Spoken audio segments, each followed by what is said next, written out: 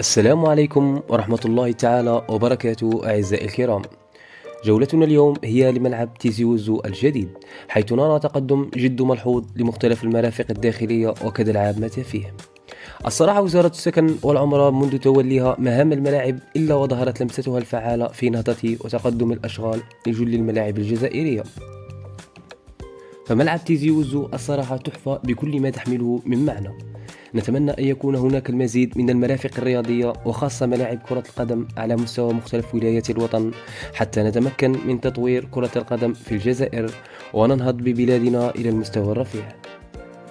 كان هذا فيديو اليوم، أتمنى أن نلتقي بكم في فيديو آخر لملعب آخر من ملاعب الجزائر الجديدة. سلام.